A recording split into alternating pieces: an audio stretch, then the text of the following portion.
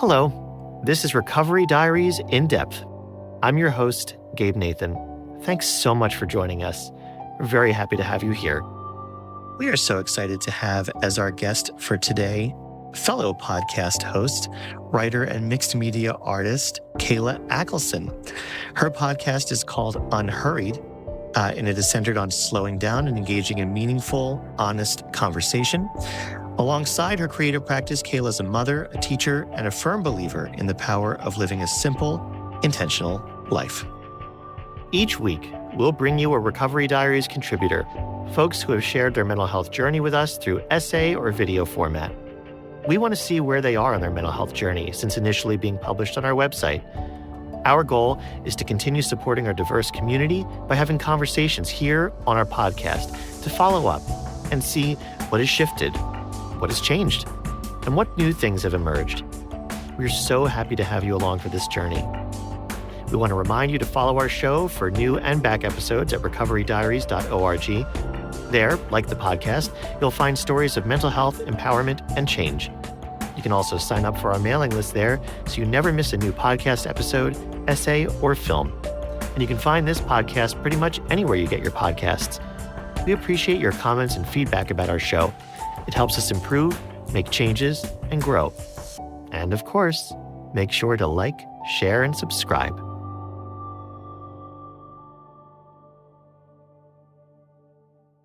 Kayla Ackelson, thank you so much for joining us on Recovery Diaries in Depth. It's lovely to have you here. Thank you for having me. I'm excited to be here.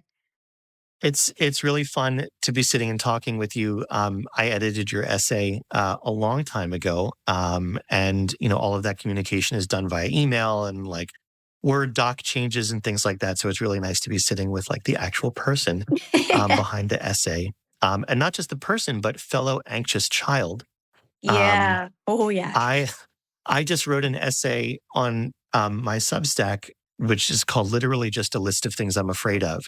And I talk about a lot of the things I was scared of as a child and things that I'm still scared of now. And it's part of what really resonated with me in your essay. And I would love to hear a little bit about what that childhood was like for you. Yeah, I mean, in the grand scheme of things, I had a great childhood. Loving parents, loving sister. We went on so many adventures and great vacations and things. But there was always this sort of underlying nervousness that I didn't know was anxiety until I was actually out of college. So it took me 22 years about to realize what was going on. I was always just nervous about everything and just sort of up at night, worrying about this or that. And I had a lot of anxious habits that now looking back, I can see was sort of me trying to self-soothe. But yeah, I just considered myself a very nervous person.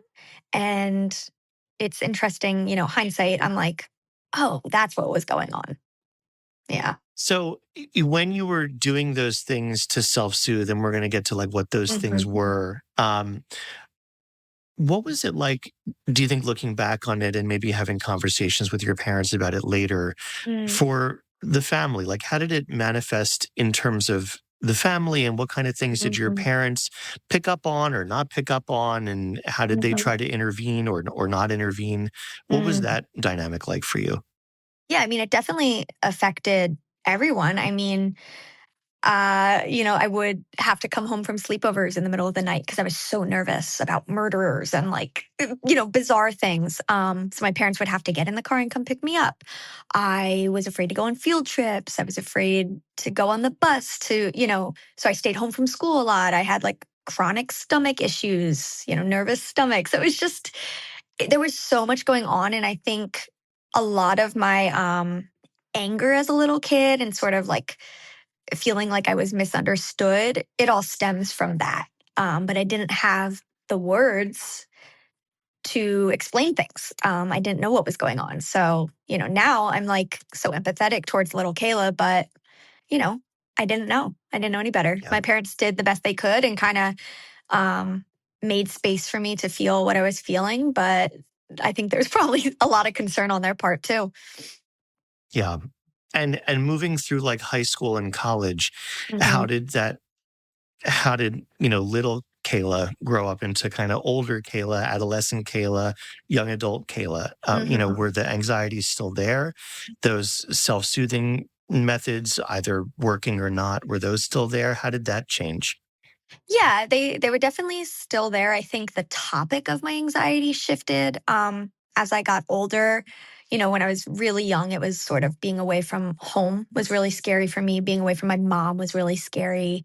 Um, and then as I got older, it was more like disaster related. You know, being out of control. I think in my essay, there's a line about being afraid of boys. Like I was just too afraid to let myself be seen. Um, and it really held me back from a lot. In college, it was always like worst case scenario. I'm going to go to this party and, I'm not going to come home. I'm going to get taken. It just, Hmm.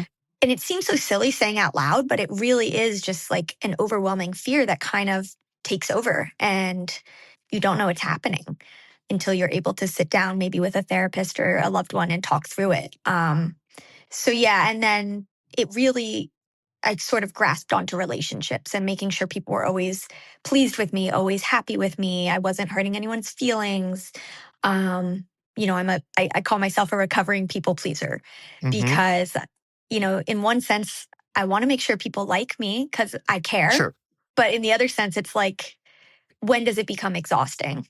You know? Well, not only exhausting, but when do you lose yourself in the never-ending quest to please other people? Because that's going to Exactly. happen eventually. Yes, and it did. And it definitely did. And I feel like I'm on the other side of it now where I really have a good understanding of who I am and sort of my values and my style and everything. But it took a really long time because I was so busy blending in. And that's part of like the core childhood experience, right? Hmm. Like, so I have twins who are 14, and I look at the bus stop, when they're all gathered there, and it's so homogenous, and they're all buying the same fucking Oh yeah. hoodies. I mean, you can see, Hmm. I'm in my daughter's room now, like you can see the hoodies. Yep. There's so many here hanging on her door. And it's that insatiable desire to fit in and Hmm. blend in and be seen. But then I guess developmentally that changes, right? When you're like in high school and in college, that's when you want to like spread your wings and be an Mm. individual and really establish your identity.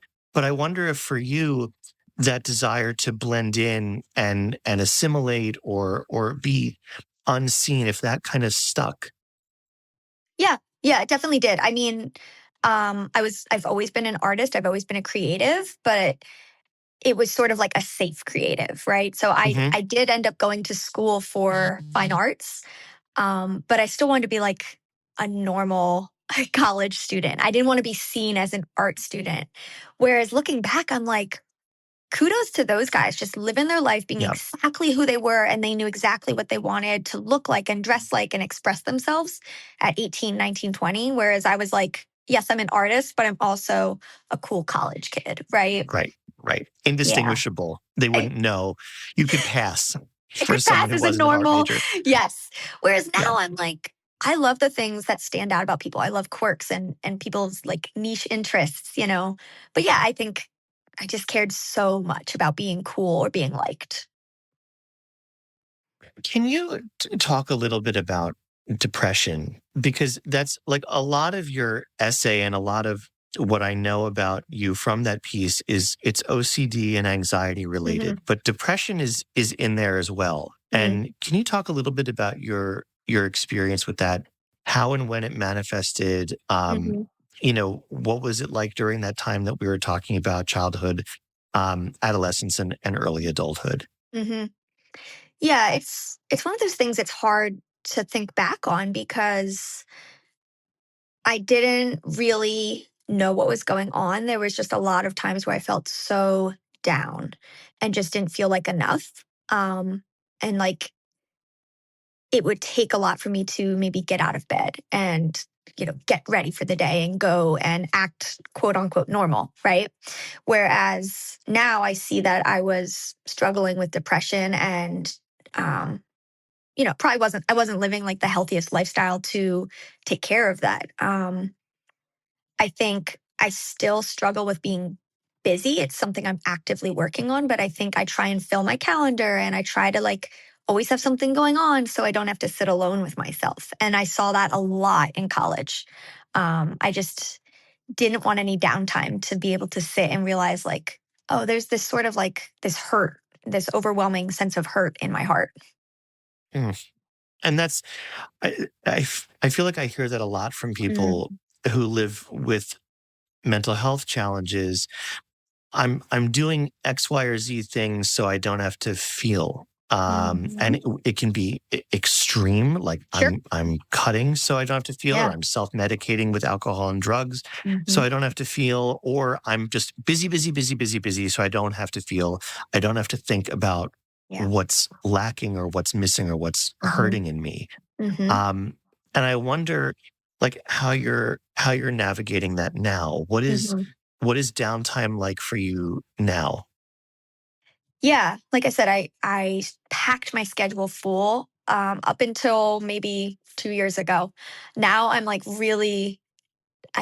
really trying to give myself breathing room. I'm really trying to do less and be okay with the quiet.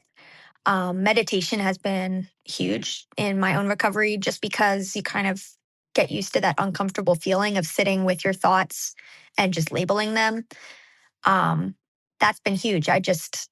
Now I make space as often as I can. It's not every day. I wish it was every day, but to sit and journal and kind of brain dump what's going on in here so that it doesn't feel as heavy. Um, I take a lot of walks in nature where it is just quiet. It's just me and the birds and the animals and the trees. And I kind of invite those thoughts to kind of come out. I often speak out loud, which I'm sure can seem odd to people, who are nearby, but it's so healing for me to actually have that space now to be quiet. Yeah, and it's amazing what the quiet can unlock, what being out in nature can evoke in you. Hmm. Um, and writing, of course. I mean, obviously, as Right. the executive director of a mental health storytelling platform, I strongly advocate writing for your mental health. But whether it's published or not, whether it's a journal Hmm. or not, um, it's just such a beautiful way to explore what's happening in you. And I wonder if writing was always part of your life, Hmm. um, and what that was like for you when you kind of first dabbled into it. Hmm. Not in the sense that it is now. I think, again, I was so afraid someone was going to like read my diary or someone was going to know that I wasn't this perfect little package of a person. And I think that's sort of the masking idea, right? I was putting on a mask. So, no, I wouldn't say I used writing at all in that sense until I realized, oh, I can actually write this down and throw it away. I can rip it apart. I can throw it Hmm. out. I've done ceremonial burnings of things, and I think once I realized that you can write things down and release them and nobody's gonna know about it, it was so healing. Now I'm on the other side and I'm like doing the exact opposite where I'm sharing my writing with everybody and saying, look, this is how I'm feeling. You might be feeling it too. And again, I think it comes with age or maybe experiences, just realizing like a lot of people are dealing with the same intrusive thoughts you are. A lot of people are dealing with the same struggles as you.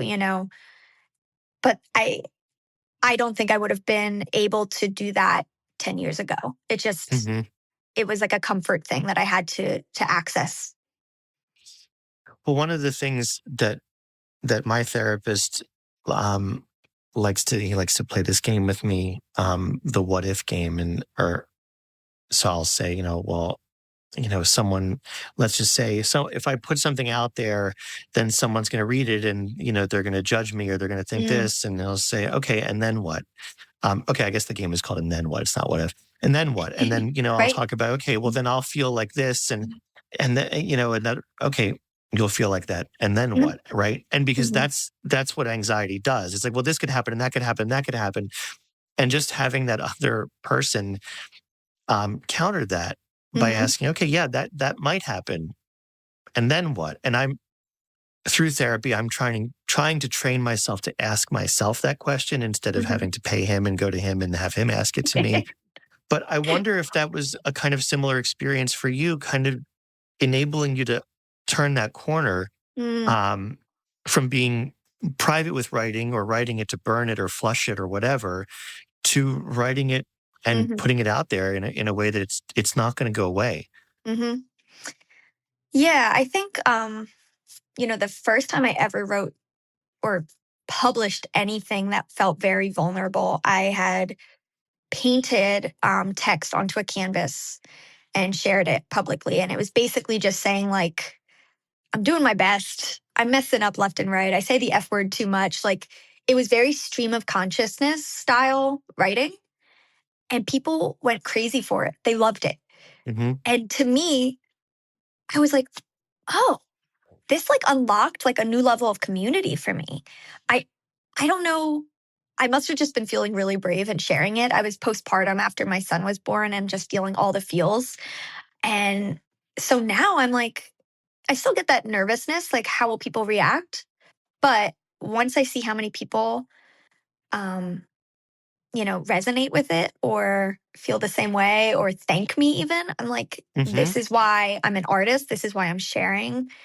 And I don't think it's for everyone. I'm not saying everyone has to, Right. but for me, it has Nope. been so healing to know that my words can resonate with someone else. Yeah. And I think, a couple things. Yes, it is not for everyone. Hmm. And like when I think about our site, I think about the people who step forward and put themselves out there. Hmm. And then I also think about the people behind the screens who are reading it and who may have a story to tell, but they're not ready yet or may never be ready. And that's why people like you are here. Hmm. To be able to reach through the screen to those people, they may never comment, they may never like something, they may never say anything, but they're being impacted in a positive way. Hmm. And I think that's extraordinary and so helpful. Um, and you making that decision to be there and that to be that forward facing, it's not easy. Hmm. And I'm sure it comes with reservations and anxieties and stressors. Um, but you're able to push through it and do it anyway. And I don't know, I just think it's very, very powerful. I'm just very grateful to people like you who decide to do it.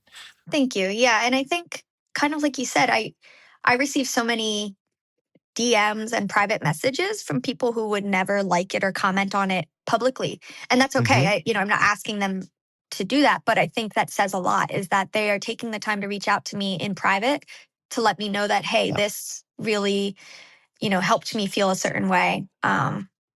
But maybe no one would know that otherwise. right. And also, and people who would react negatively, that's on them. Like Hmm. that's your they're responsible for how they feel, and it's not your responsibility to take that on. And someone may have some kind of reaction. Okay, like, and you can free yourself of that, Hmm. and just take in the good. And I think it's important to acknowledge that there are those people out there. Some of them are just straight up haters who are going to do that no matter what good is put out into the Right. world. Right. Um, but yeah, that's on them to figure out. Um, I want to move to talking about OCD, and I think it's such an important part of your story, your personal story, and your essay. And I think it is so misunderstood. Mm. Um, and I think that there's a lot of like bullshit that's put out there by either the media or on social media through influencers that is really misinformation, unhelpful, stigmatizing, incorrect. Um, Hmm. so I would just love to hear from you a little bit about how obsessive compulsive disorder has manifested in your life, Hmm. um, and what it's been like for you to live with it. Hmm. Yeah, I think it's important to say I haven't done as much work on it as maybe I should. I think there's some anxiousness there. Like, oh, if I really dive into this, what else am I going to learn about myself? Hmm. So it's something I'm actively working on with a therapist. But yeah, a good example is growing up. I always say, like, if I saw an animal on the side of the road when I was in the car, I would have to instantly pray or that animal would get hit by the car, right? So I was giving myself all this power, or I felt like I had all this power. Um, and, it's sort of sweet and it's like, oh, cute, but it was really debilitating. And it got to the point where I was constantly praying because I felt like I had to, or someone in my life was going to pass away or Mm-hmm. something bad was going to happen to people. And I still catch myself doing it a lot, um, which is tricky because it's like, where do you draw the line? Like, prayer is helpful for a lot of people, but when does it become, um, a compulsion, right? And so I'm still diving into that and still figuring that out. But I agree. I didn't know what OCD was until, again, when I was maybe like 24, 25. I thought it was just like a cleanliness thing. Mm-hmm. I definitely used like OCD as a negative term, like, oh, that person's so OCD, right? Yep. And I was just naive and unaware. But now I'm really trying to be careful about my language. Like, I don't like to say I'm obsessed with things, or I don't like using that word because you know we don't fully understand what people are going through. Um, and so, you can say that about a lot of terms. And so I'm trying to like educate myself and now that I understand that a lot of my thinking patterns were and are OCD, I feel like I'm more empathetic for other people too. I'm like, oh, maybe this is what's going on, or this Mm-hmm. isn't just them acting this way. Maybe it's a compulsion. Right. And it's so interesting what you were saying about being a child and praying when you would see an animal. And you used the word power. Like, Mhm. I gave myself so much power. I think the other thing that you were doing to little Kayla is giving her so much responsibility. Yes. You bore the responsibility for whether Hmm. that squirrel was going to make it across the street safely or not. Exactly. Um, what's going to happen to that raccoon? Like, that's my responsibility. Hmm. And that's a lot to put on a child. Hmm. Um, and so much stress and worry and anxiety. Um, and that just must have been so hard for you. So I just want to Yeah. like kind of just name that.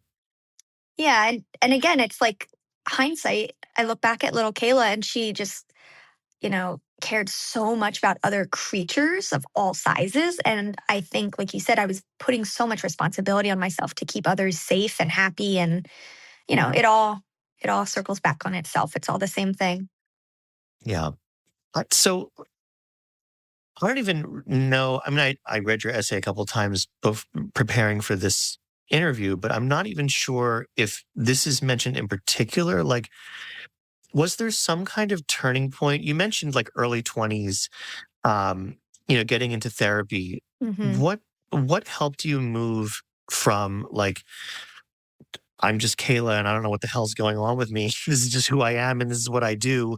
This is how I roll, to like, oh, okay, maybe there's something here that needs to be addressed professionally and getting Hmm. into that work. Hmm. Yeah, I was working at the Philadelphia Museum of Art. Um, I had this great shiny job, and I spent half the day in the bathroom behind a closed door, just like deep breathing and like trying not to cry all day. It was just the tears were right here. And so I was like, what is going on? I was afraid to drive in the car by myself because, again, I didn't want to be alone with my thoughts. um, I was really just very afraid to be alone with myself. And it actually got to the point where like I wasn't going to do anything to hurt myself, but I was like, if something happens, is that the worst thing, right? Like I Hmm. was just in so much mental pain. I was like, this is terrible. Um, and so I finally said something to my mom, and I was like, I don't know what's going on. I'm just like a mess. I'm really having trouble. I wasn't sleeping. I was just loading up on caffeine to get through the day. And she said, okay. She was so like matter of fact, like, it's no big deal. We're gonna go find someone who can help you and they'll have some answers. And thank God she did that. I went and saw a therapist, and um, she was like, oh, what you're dealing with is anxiety. And she put a name to it. And it was so helpful. And, it took years to sort of unpack everything that was going on, but that first therapist really was a huge help. Since then, I've been in therapy basically on and off for a couple years now. And it's just been really, really helpful to sort of recognize my own patterns and to realize the responsibility I was putting on myself, like you said. And yeah, I think it just got to the point where I wasn't functioning. Mhm. And that's when I knew I needed to talk to someone. And so my mom was my safe person. And so she put me in touch with someone. That's really lovely. Yeah. And the last guest I talked to, Levi, has such a wonderful relationship with his parents, and they were like, you know, his safe people Mm-hmm. and stuck with him through everything and multiple suicide attempts and just a Mm-hmm. really, really, really difficult adolescence and young adulthood. And I think like anytime we can give a shout out to parents who are doing the right thing by their Yeah. children, because not every parent does, I think that's really important. So Yeah. good So job. Good true. job, So mom. true. Yeah. She Um, made it feel comfortable to talk to her about things like that, of that weight. And yeah, I'm so grateful. so, okay. So mom was there for you and mom responded. And I have a question about your colleagues. So like, Mhm. this is something that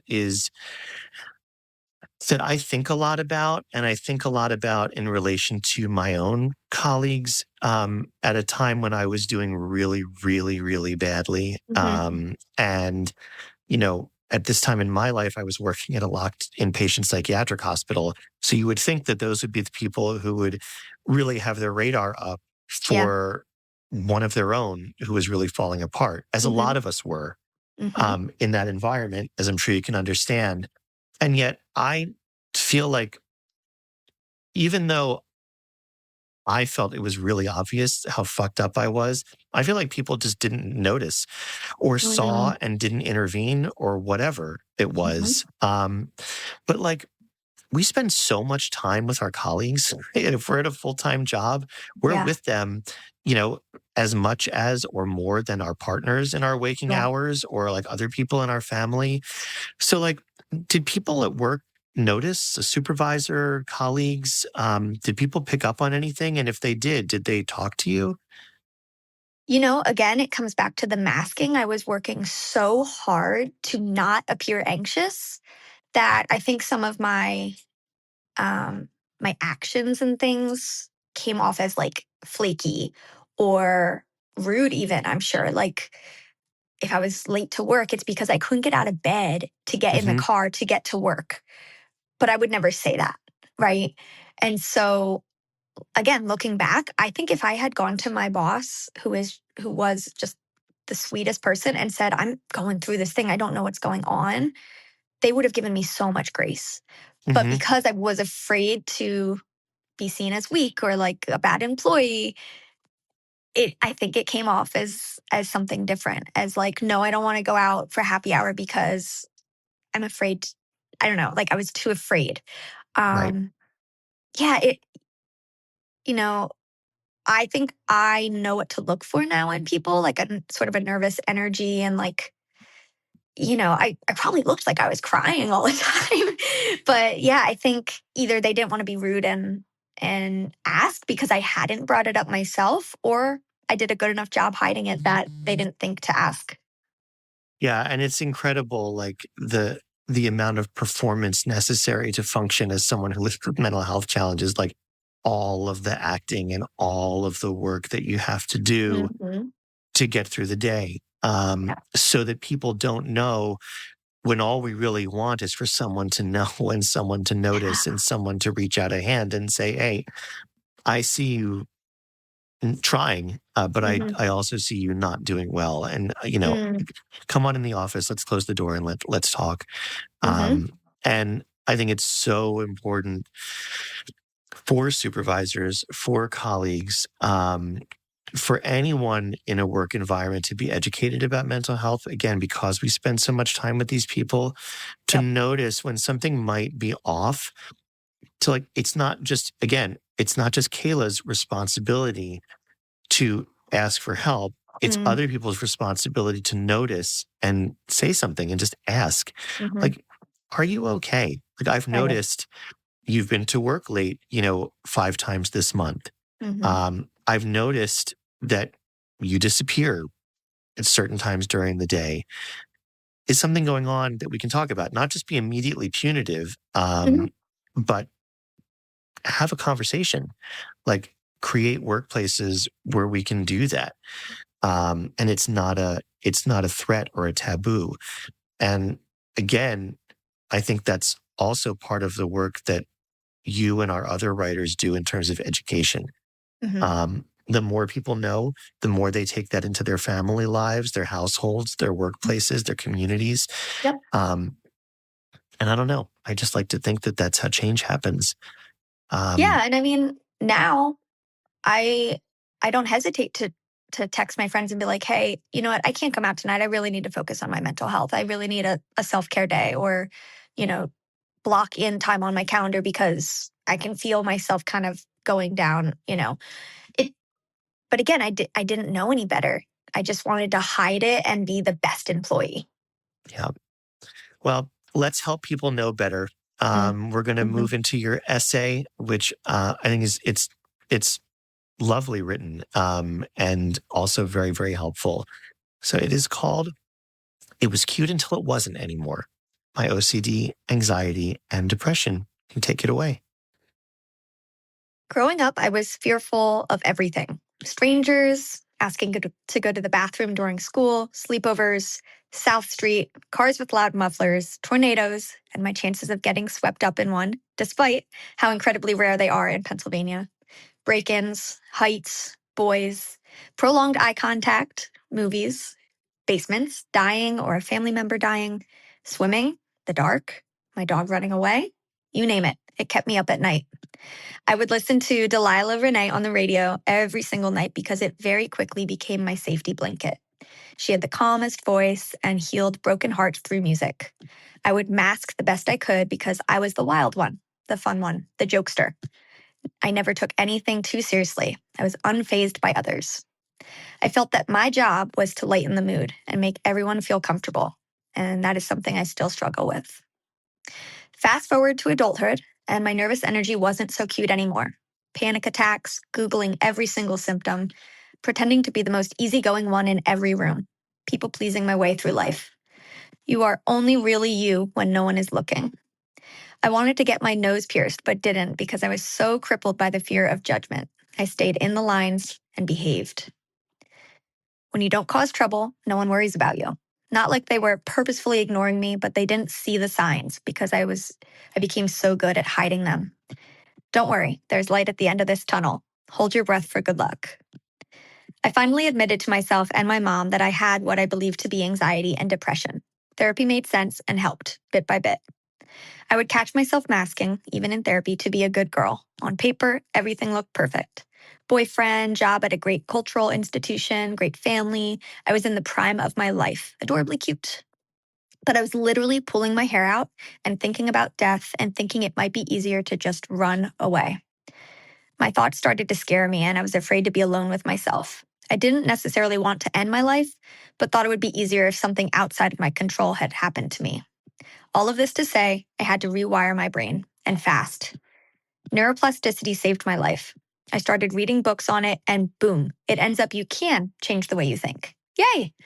I added turmeric into my diet. I cut out coffee, my one true love, alcohol, worked out harder, ate blueberries like it was my job, was absorbed with researching anxiety and the brain. It started as a good thing and very quickly became an obsession. And I don't say that lightly. It ended up I was experiencing OCD, and here I thought OCD was just a cleanliness thing or a hand washing thing. I couldn't have been more wrong. All of those things were not bad, but because I was obsessing, they became unhealthy habits. I was so worried about losing my partner, I was clinging tighter, tighter. I constantly checked in on everything and everyone. I was hypervigilant, scarier thoughts than before. I found a new therapist and really liked them. We decided it was OCD, and the crowd cheered. The weight on my shoulders lifted, and things felt lighter. I learned to not fight against my compulsions. I learned to be an observer. Notice the thought, let it pass by without grabbing onto it. Not every thought needs my attention. I was in control, not my intrusive thoughts. Cool. I decided to give medication a go because why not? The antidepressant works so well, I think I don't need to be on it. It was still difficult, but things started to take shape. Years went by from the start of this journey. One day you wake up and you realize you aren't thinking the thoughts you thought you'd think forever anymore. The thing you were obsessing over is gone or shifted or doesn't feel as heavy. I meditate when I remember to, and I drink more water, and I'm kinder to myself. I do my best and give myself grace because I am a first-time human being, or at least I think I am. And I've lived before, I'm unaware of it. I'm not responsible for the way others feel or what they think about me anymore. Maybe I will pierce my nose to show myself that I am the kind of person who does get a nose piercing. Multidimensional. I'm a proud, complex human being. I have good days and bad days and in-between days, and it is all so wonderful. Tough days are just a reminder now to slow down. Maybe this journey has led me to be stronger and more empathetic. I'm excited to see what is next and where this journey goes. No longer afraid. Just being here and showing up authentically and messily, and maybe that will lead to something beautiful. That's it. Did you get your nose pierced? I can't I see from didn't. here. I Okay. didn't. I do think about it from time to time, but I don't it's have still on the quite the table. urge. Yeah, Stay tuned. We who knows? exactly. Who knows? Wow, I just came out that way. That was so great to listen to in your own voice. I read these essays aloud when we put them up on the website as an accessibility thing, just so people who either, if they have low vision or maybe they just like to consume essays in an audio format, can just have that. But it's way, way better to hear the author read it with their own inflection. So thank you so much for doing that. What was it like to go back to that? Not just that essay, but to the time in your life when you wrote it? Oh, I just want to give that version of me such a big hug. And I wish I could say to her, like, it's all going to be okay. Because it really didn't feel like it at the time. Mm-hmm. But now I'm like, you had to go through some of those things to become this stronger, healthier version of you. And I think all of this would have happened in one way or another. And it just, the timing, it had to happen so that I could be who I am now. What did it feel like at the time? I just felt so alone. So alone. I was the only one going through this. I very much thought I was going crazy. And, I don't mean that to make fun of anyone. Mm-hmm. But I very much thought I was losing it. And that, mental illness tells us so many lies and so many stories. And the biggest one, I think, is that it's you. It's only you. You're the only one this fucked up. And and not only that, but it's always going to be like this. Yes. This is who you are. This is how your brain is wired. You can go to therapy. You can take medication. You can meditate. You can do all this stuff. But it's always going to be fucked up you with your fucked up brain. Yep. And that's the story, right? And so, I don't know, how did you work to convince yourself that that wasn't true? Because you really do have to fight against it pretty hard.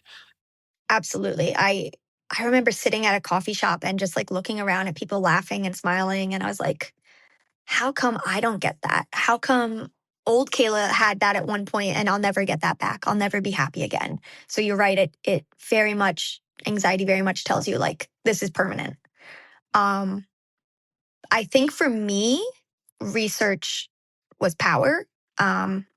Again, I think, in small doses, I think understanding that the brain can change was huge for me because it was like, oh, this isn't permanent. This is just my brain trying to protect me in a really shitty way. It was trying to keep me safe by playing small, basically. And so once I understood that this is just the brain, I think it gave me that power. It was like, oh, the power's back in my hands. I can work on changing it. It's going to take a long time, but I can try and focus on the good. I can try and focus on gratitude. I can add more good things into my day, right? Maybe I can't do less negative thinking, but maybe I can crowd out some of that negative thinking. And so I think meditation was the biggest thing for me, therapy and meditation. Mm-hmm. And not just like having less negative thoughts or putting in other things, but also maybe being better or more skilled at challenging them or reality testing them. Mm-hmm. Like, oh, is this true?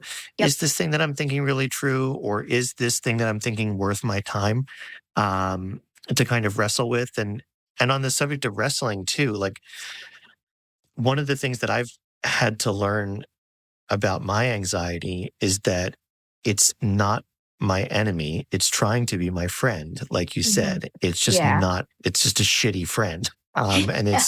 it's going about it in the wrong way. Yeah.